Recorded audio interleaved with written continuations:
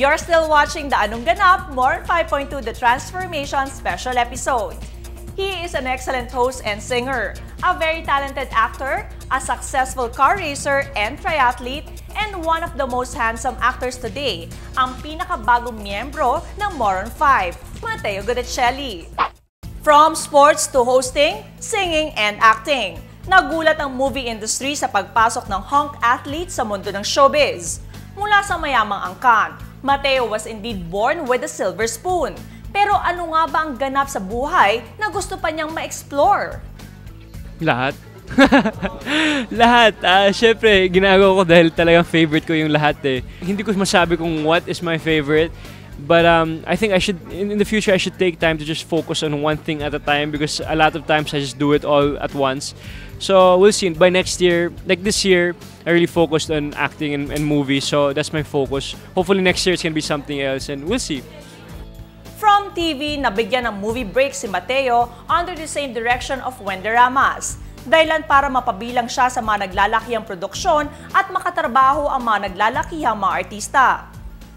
Actually, just last year sa Galema I started with him in Galema and I'm very, very thankful he got me in Moron 5 and I'm very thankful to sign with Viva for Viva Film. So, yun, it's a blessing and I'm very, very thankful.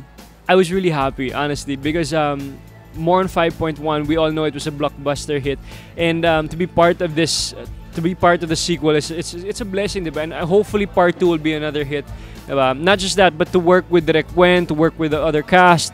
It's an amazing experience and you get to learn a lot. You get to learn. It's my first full comedy, so I'm very excited for everybody to watch. At dahil nga bagong salta sa pag-arte sa pelikula, may nagaganap nga bang pressure sa kanya at sa mga kasamahan niya? Pressure talaga ako dahil it's intimidating to be with Luis, Billy, DJ Marvin, especially Direk Wen. But they guided me very well. They led the way and I just followed them. So hopefully everything turns out well. Kung personal ang pressure na nararamdaman niya ngayon, he carries himself with flying colors naman pagdating sa mga Alaska at asaran na nagaganap sa set paminsan-minsan. Yeah, they always bully me all the time. Every time I'm on set, all the time kapag hindi kami sa set. Dahil I'm the youngest in the group, so they take advantage of me all the time. But you know, it's all clean fun, it's all fun, and we just laugh about it after. Martin Escudero then plays his character as Michelangelo from Moron 5 Part 1. At syempre, hindi maiiwasang makumpara ang transformation ng role niya ngayon sa pelikula. It's similar. Martin Escudero's character there was just like a childish, always gullible, always believing, very sensitive. Here naman, point 2 with me, my take, it's kind of the same, but syempre I added little of my twist in there, more innocence, mga ganyan. At I hope the viewers really enjoy it, kumbaga. At dahil isang surpresa ang pagdating ng character niya sa pelikula, may extra surprise ding naghihintay sa mga manonood na dapat pakaabangan. Meron akong sawa, sobrang sexy niya, sobrang maganda siya.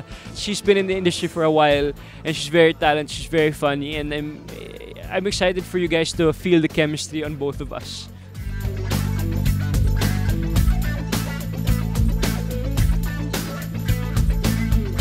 Si Matt, dahil sa nagsimula kaming magtrabaho sa Galema, nakita kong napaka-sincere na tao. Aminin na natin, he's a Gudicelli, so mayaman, nakapagtapos.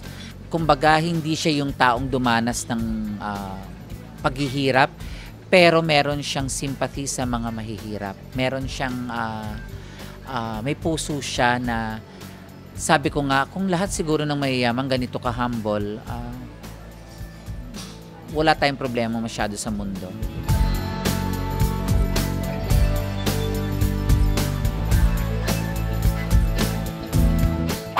At syempre, we save the best for last. Siya ang super mega director for all seasons. Box office hit ang kanyang mga pelikula at top rating naman ang kanyang TV shows.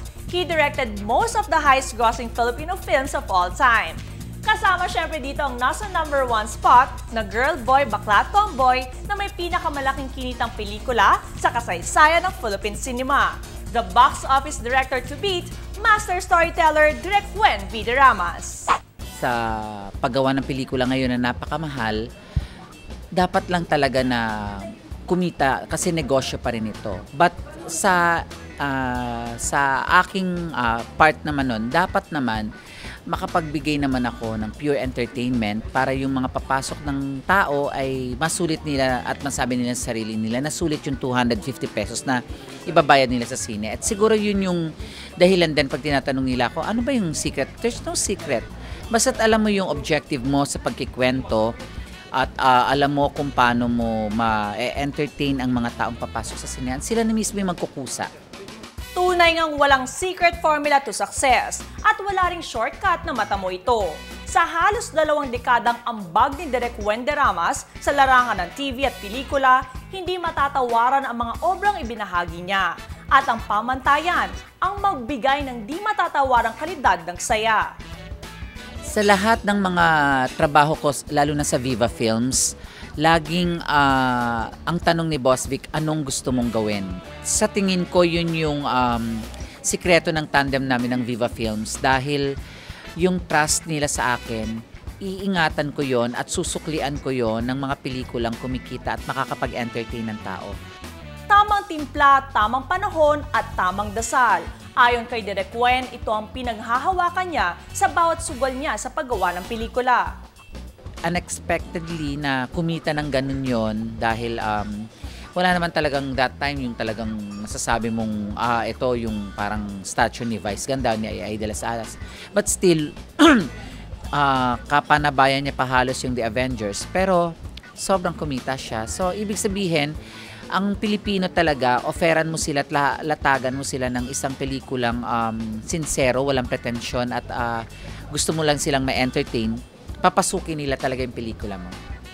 From the success of the 2012 blockbuster Moron 5 and the Crying Lady, here comes a spin-off, Moron 5.2 The Transformation. Hindi ko naman in-expect na magkaka-part 2. Nagkataon na kumita at may maganda pang kwento. Pero very hopeful kami dito at saka talagang naniniwala kaming baka maging mas malakas pa ito kaysa sa part 1 dahil dun sa solidong kwento niya ngayon. Kwento ng pagkakaibigan, kwento ng pagmamahalan, pamilya. Dito umiikot ang napakaraming ganap sa bawat characters ng pelikula. Ang totoo, silang 5, alam ko for a fact na matatalino silang tao. Kaya challenge yon sa kanila kung paano maniniwala ang tao na bobo sila. Kaya ako tingin ko nagtagumpay kami sa parting yon dahil para mapaniwala mo yung taong bobo tong mga to at saka makagawa ka ng isang intelihenteng kabobohan, okay na okay yun sa akin. Kasi yung bobo, kapag ginawa mong may sense at ito yung pinuntahan nun, ito yung resulta nung ginawa nun dahil sa kanyang kabobohan, ito yung naging resulta, may magandang pinuntahan, hindi madaling isipin yun. Tapos babalutan mo pa siya ng comedy, hindi talaga madaling gawin yan. Babalikan ko ang punot dulo ng lahat, ang Moron 5. So this time, sana po samahan nyo kami na panoorin ang Moron 5.2 The Transformation, November 5 na po. At nang ma-experience nyo yung na-experience namin habang pinapanood namin itong pelikulang ito.